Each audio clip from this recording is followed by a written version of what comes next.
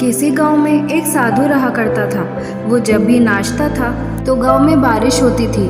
इसीलिए जब भी गांव के लोगों को बारिश की ज़रूरत होती थी तो वो उस साधु के पास जाते और उनसे अनुरोध करते कि वो नाचें। और जब वो नाचने लगते तो बारिश ज़रूर होती थी। कुछ दिनों बाद 4 लड़के शहर से गांव घूमने आए। जब उन्हें ये बात पता चली कि किसी साधु के नाचने से बारिश होती है तो उन्हें यकीन नहीं हुआ। शहरी पढ़ाई लिखाई के घमंड में उन्होंने गांव वालों को चुनौती दे दी कि अगर हम भी नाचेंगे तो बारिश होगी, और अगर हमारे नाचने से भी बारिश नहीं हुई तो साधु के नाचने से भी बारिश नहीं होगी। अगले दिन सुबह सुबह गांव वाले उन चारों लड़कों को लेकर साधु की कुटिया के पास पहुंचे। गांव वालों ने साधु को सारी बात बताई। फिर उन लड़कों ने नाचना शुरू किया। पहले लड़के ने नाचना शुरू किया। आधा घंटा बीत गया और वो लड़का थक कर बैठ गया, पर बादल नहीं दिखे। कुछ देर बाद दूसरे लड़के ने नाचना शुरू किया और 1 घंटा बीतते बीतते वो भी थक कर बैठ गया। बाकी दोनों लड़कों ने भी ऐसा ही किया, पर बारिश नहीं हुई। अब साधु की बारी थी। उसने नाचना शुरू किया।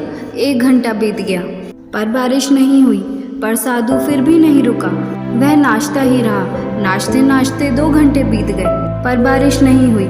4 घंटे बीत गए पर बारिश नहीं हुई, लेकिन साधु तो रुकने का नाम ही नहीं ले रहा था। धीरे धीरे शाम हो गई कि तभी बादलों की गड़गड़ाहट सुनाई दी और थोड़ी देर बाद जोरदार बारिश होने लगी। यह देखकर चारों लड़के दंग रह गए और तुरंत साधु से क्षमा मांगी।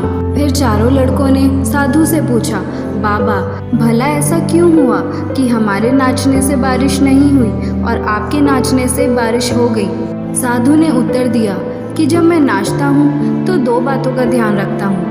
पहली बात तो कि अगर मैं नाचूंगा तो बारिश को होना ही पड़ेगा, और दूसरी ये कि मैं तब तक नाचूंगा जब तक बारिश ना हो जाए। सफलता पाने वाले में भी यही गुण होता है। वे जिस काम को भी करते हैं उसमें उन्हें सफल होने का पूरा भरोसा होता है, और वो तब तक उस काम को करते हैं जब तक कि उसमें सफल ना हो जाएं। इसलिए अगर हमें सफलता प्राप्त करनी है तो इस साधु की तरह ही अपने लक्ष्य को प्राप्त करना होगा।